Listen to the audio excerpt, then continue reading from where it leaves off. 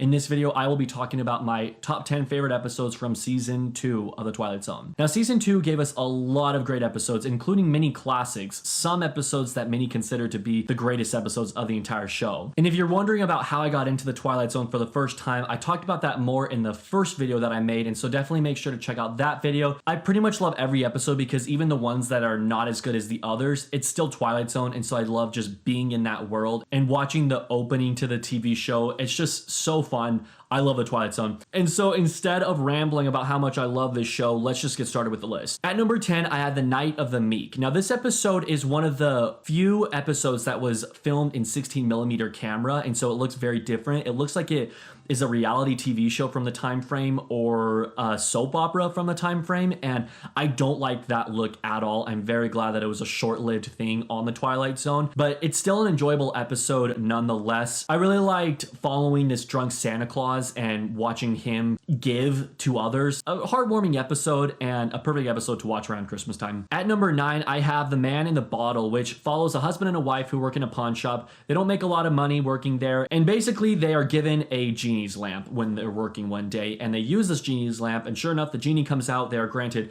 3 wishes, but just like Twilight Zone does, there's a twist on them. What they don't know is that every time they wish for something, there's some sort of bad thing that comes with the wish. So a perfect example, I'm gonna spoil this episode a little bit, I hope you don't mind, but a perfect example is at one point, the husband, he wishes to be someone who doesn't have to worry about anything in the world. He's his own leader of his own country. He owns the country. He rules them all. It's kind of like he just wants to live a careless life where everyone bows down to him, basically. He doesn't say it like that, but that's generally what he's wishing for. And when his wish is granted, he becomes Adolf Hitler on the night that Adolf Hitler was going to commit suicide. I love that Twilight Zone talks about that kind of stuff in their TV show. Seeing this actor's face when he discovers that he's Adolf Hitler is priceless. I really enjoy this episode. It's one that I didn't so much grow up on, but in recent years has become a favorite of mine. At number 8, we have The Invaders, which is a really fun episode. It's about a lady who is living remotely and she is attacked by Martians from another planet. Kind of a suspenseful one, honestly. A little cheesy, but fun to watch as long as you just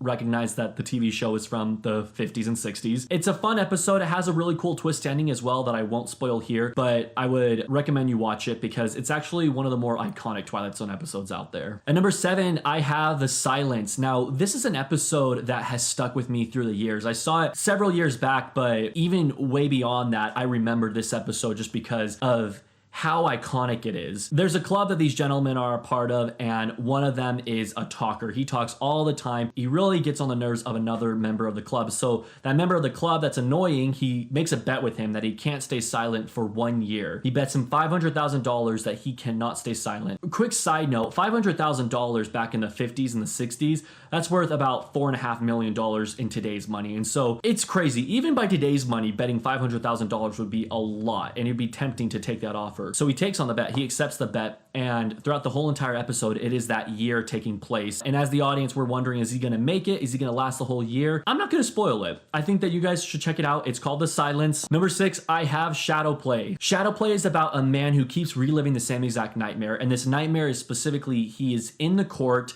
being sentenced for murdering someone, and he's always sentenced to the electric chair. And so in this nightmare, he has to relive that over and over again, and it always ends with him being electrocuted to death. This episode is pretty unsettling. It's scary to have to watch this man relive this. The actor's name is Dennis Weaver. He gives a really good performance as a stressed out person who's trying to get out of the situation that he's currently in. The episode is really cool too because in this nightmare sequence, there's always someone else playing the role. And so for an example, in the first nightmare we see, the judge is someone different than the second nightmare we see. And it deals with how our brains can't create faces. And so everyone who we see in our dreams and our nightmares are people that we've seen in real life. In this nightmare, he sees someone and he's like, where do I know you from?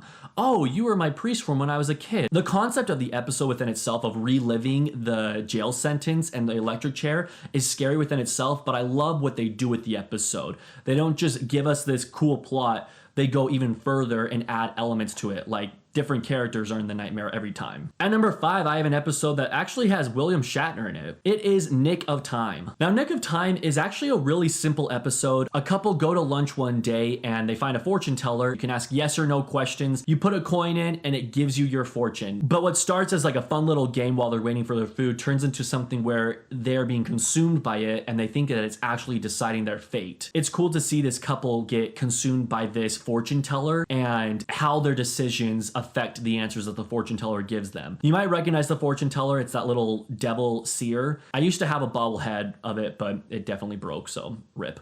Literally. Anyways, while Nick of Time isn't anything miraculous, there's no twist endings or anything, it's just an enjoyable Twilight Zone episode to watch. Number 4, I have 100 Yards Over the Rim, which stars Cliff Robertson, who plays Uncle Ben in the Sam Raimi trilogy of Spider-Man. I just found that out earlier last year and it got me really excited. But this episode takes place in pioneer times. They are traveling one day and Cliff Robertson's child is not doing well. They are in big need of medicine, and so he climbs over the rim and suddenly he's transported to the future. In this case is the 60s. He's very confused because he's from pioneer times, so he's never seen automobiles or paved roads or gas stations, things like that, telephone wires. So he's very confused, but basically throughout this episode, he is able to find medicine and return it to his child. And the child that he returns it to ended up being a really significant character in American history. And so it's a really enjoyable episode. Just fun to see time travel be incorporated into Twilight Zone and really cool to see Uncle Ben at such a young age. Number 3, I have one of the more iconic episodes, and that is Will the Real Martian Please Stand Up? I love the setting of this episode. It takes place in the snowy mountains, specifically in a restaurant. A bus has stopped and there are several people in the restaurant,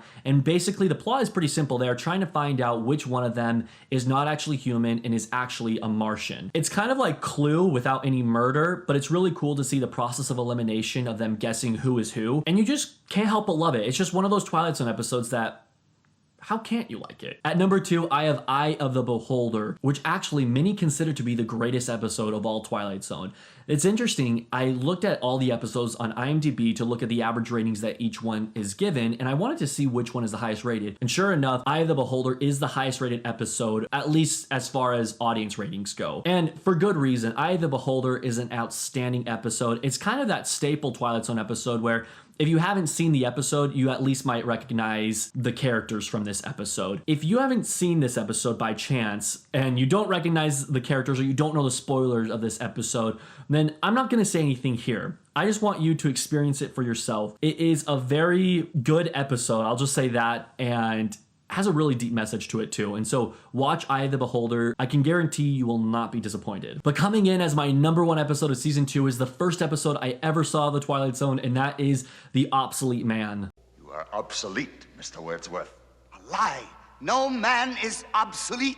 You have no function, Mr. Wordsworth. You're an anachronism, like a ghost from another time. I am nothing more than a reminder to you that you cannot destroy truth by burning pages. The Obsolete Man is about a librarian who is considered obsolete because this episode takes place in a world where books are no longer important. We don't care about books. They are obsolete. We don't need them. And so Mr. Wordsworth, as a librarian, is unneeded because his occupation is pointless. We don't have books anymore, and so he has no reason to be a librarian. Basically, he can choose how he's going to be executed, and he chooses a very unique form of execution. The episode goes in routes that you might not be expecting, and it's a really good one. Has a deep message too, like many Twilight Zone episodes. This episode stars Burgess Meredith, and he gives an outstanding performance as Mr. Wordsworth, which is also a very fitting name for his character, seeing as how he's a librarian and words is in his title, Wordsworth, the worth of words. I don't know.